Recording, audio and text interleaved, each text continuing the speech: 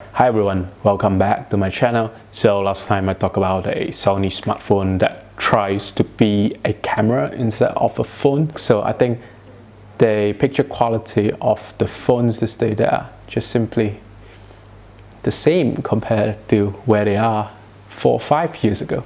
So instead of buying a new iPhone Pro Max with 3 cameras or Huawei with 4 or 5 of the budget of $1,000, why don't we just buy a camera which actually performs really well on photography and just simply way better than a smartphone? So yeah, today we are going to talk about my Fujifilm X100T and my opinion on why it's so good, basically the machine itself and all the special stuff that the Fujifilm has for the camera.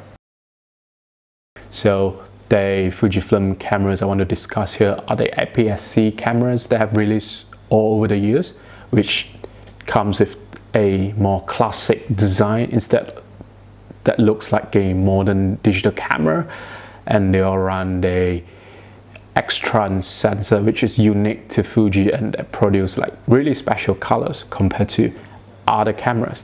And this X100T is mine, and yeah, it looks really nice. It has a rangefinder style design. You have a mirror here, and you have all the dials here to adjust all the exposures, apertures, shutter speed. You have the really classic shutter button. Then this is the accessory, by the way. And yeah, the whole thing looks like a Leica with 1/10 of the price, which is really pretty. And that I think is a real huge advantage of all the other Fuji cameras beside this, because that looks pretty. You have motivation to bring it around and to shoot with it, because it's a really good looking accessories. It won't look like a block of camera, and they're not really obstructive in the sense that they are just huge. This is just mini, you can just bring around and shoot. And the perks of looking like a Leica, when you're shooting on strangers, they're happy, they're being shot by something really cute. I think the aesthetic plays actually a really big role on street shooting, because when you dress properly and you have a really good looking camera or really high-end camera, people thought you're serious. They are willing to be shot by you, and you make them happy for being shot, which I think is a really big part of the fun of photography. All right, aesthetic. So the other part of the aesthetic is the Fuji colors. They call it Fuji color science. A lot of stuff. Basically, it's the sensor, and I think it's a overall package. Actually, you look at it, the picture quality of this camera is simply staggering. Okay, I try to remove this from the case, which looks brilliant with the camera. All right, so this is it. It's really thin and small. Like, this is a iPhone 12 mini. All right, so it's a bit smaller, I think, but thicker. I think it's 3 times as thick. And if you compare it to like a modern phone, which is huge, like something like a Pro Max, it's simply smaller than a Pro Max. You can look at it, a bit thicker. So yeah, but the sensor, the lens it packs is way bigger than any smartphones ever. Look at it. It's like, this is like your iPhone 12, like what Apple always advertised, the best camera phone in the world. And this is a Fuji with the APS-C sensor, which is already like 8 times as huge as a phone sensor, and a really huge lens to back it up. The lens, like any other like Fuji lens, are really good, very clear and sharp, and produce really decent image coupled up with the sensor. So even if you are a newbie, you are using the automatic mode, everything on auto, you will still get really sharp and great looking pictures compared to every other phone in this world. All right, so this first part of the charm, because it's just simply on a small body, a huge sensor and a huge, not huge, but you know, compared to phone is huge, and a great lens, compact lens. And then you have the famous Fuji filters, you know, Fuji colors. So Fuji have all these like color filters built into the machine, and before you shot a picture, they are already like, you can already preview them, because this is a mirrorless machine.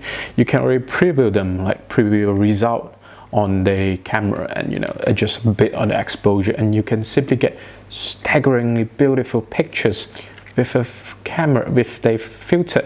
So the classic Fuji filters included the Kodachrome, or the really recent released classic negative, which is a fan favorite. I think every Fuji fan loves it.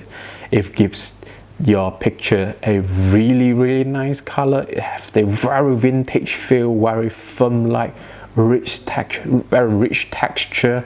It simply makes your subject stands out yet looks pretty. All right, you can look at the samples. I'll put a few here.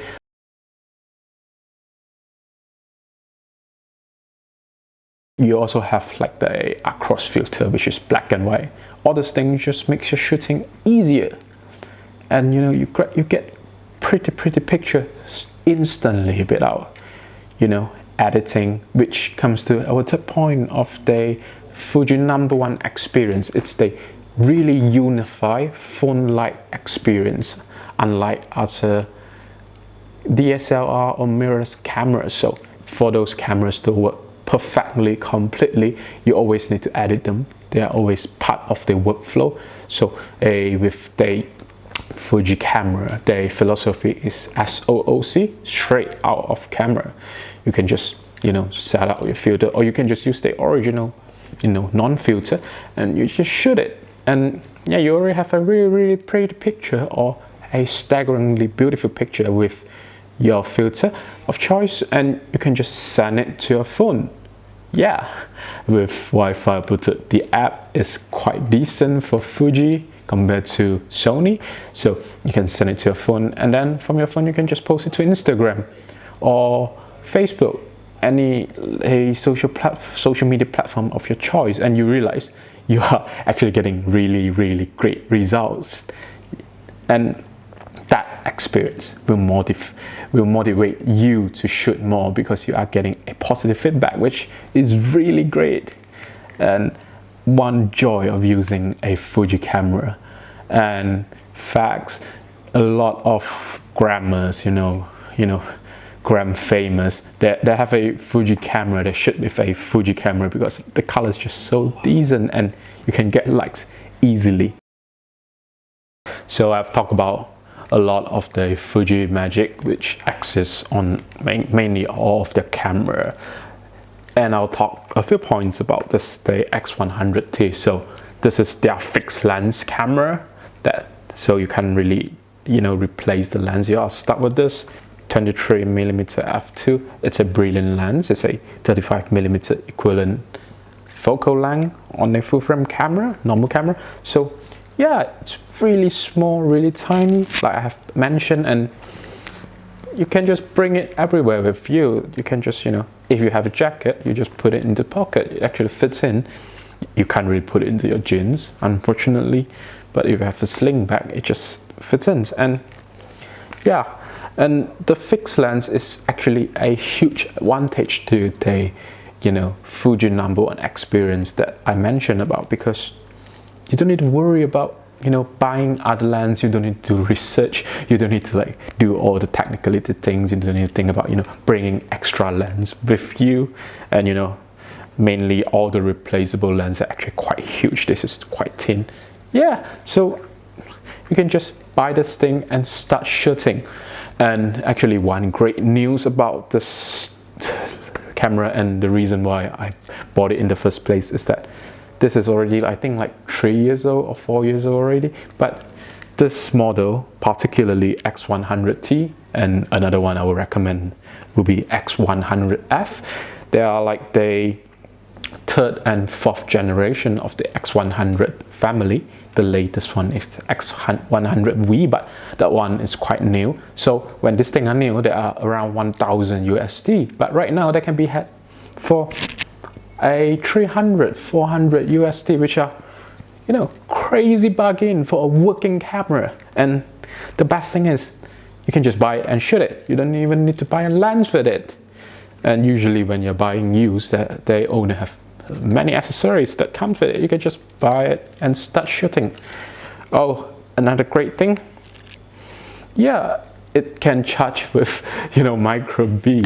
This is like a 5 years old machine already. Like, you don't even need a charger with this thing. It's really impressive on how smartphone like this thing is. So if you want something with, you know, serious image quality compared to a smartphone, yeah, this is a really good thing, you know, to fulfill your wish. However, it does come with a few drawbacks as expected. So let's go into it. Yeah, the first thing is they focusing on these things are quite slow. Even the newest ones isn't really fast compared to your phone or to a normal Sony or Canon mirrorless camera or DSLR. So you need to be prepared with it. And also the grip on this thing is particularly bad because it's really thin, and as we know, if you have no grip, you have no grip. Sorry. Right, so normally people will buy a wooden grip to stick on it, but I prefer to carry it around with my bag. So I end up using it with just like a thumb grip, and it's surprisingly comfortable. Yeah, so if you have like a really big pair of hands, you need to be prepared to shell out quite some money for all the accessories. It's actually quite a fun journey to find accessories for this thing. And also we need to talk about the rangefinder. So yeah, it's a rangefinder style camera, but this thing is quite finicky. I think I had this thing for about a year already. I couldn't master it. It's really tiny. It's quite bright, but it's still quite tiny. It's quite bad for my eyes actually. It's really hard to use, especially under, like, you know, sunshine. It's just, I'll just switch it to the hybrid EVF mode, which works way better. Like, yeah, like what reason why mirrorless cameras are so good these days? You can just point, see the result of your picture and start shooting. You can adjust a bit of the exposure, that's all. The rangefinder is seriously meh. Yeah, but yeah, it's good looking. I think that's good. And sometimes, you know, you can pick into it and have some, you know, nostalgia fulfill. Yeah, what else is quite bad with it? Yeah, one thing I need to talk about is that I think it's actually a problem with all the Fuji cameras, Fuji APS-C cameras. Like, they're really light and they have like this like leather-like textures, but their build quality feels a bit like squeaky, you know, the squeaks, they're a bit of plastic. They are not as tough as like the, you know, the mirrorless camera, the Sony, the, you know, Canon DSLR that we are used to like own and use. They're really tough, you know, they will work like a brick. This thing, yeah, you feel that you maybe will break them, but actually this thing is already like 5 years old and I think it still works really well. So yeah, it's actually quite good. It's just that the build quality leaves something more to be desired. So should you buy them? Absolutely. I think this is one of the best deal of in the camera world. Like for I think I got it for 350 or 400 USD. You get a camera with APS-C sensor and a brilliant Fuji lens, which, you know, adds a lot into my life to just shoot around. I love to shoot with it, especially on the skies. It really makes the blue color of the sky shines. And you know, in this pandemic especially, like, we have all these cameras that just we can't really use it unless we have jobs. And yeah, I think I don't actually use it a lot last year, so every time when I left it for like 1 or 2 months, I'll realize, yeah, I haven't utilized this. I should, you know, sell it. And I'll just pick it up again and shoot a few pictures, and I realized the picture quality is just so good, and you know, the Fuji colors, I just can't let go of it. So yeah, buy this thing. And for amateurs, it's really good because, you know, it will just bring you into photography instantly. You will enjoy photography really fast, and with that you will be willing to learn, and you know, it's a really positive look. And I think for, you know, camera or photography enthusiasts, this is a really good camera if you haven't shot with any like compact and like classic style camera before.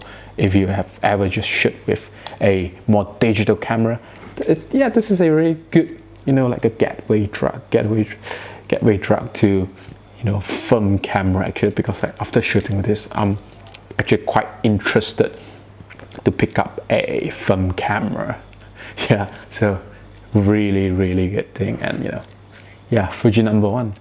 All right, thank you for watching, and thank you for tuning in. Subscribe if you like my content, and leave a comment down below if you have any question or even suggestion. Yeah, I'll see you all next time. Goodbye.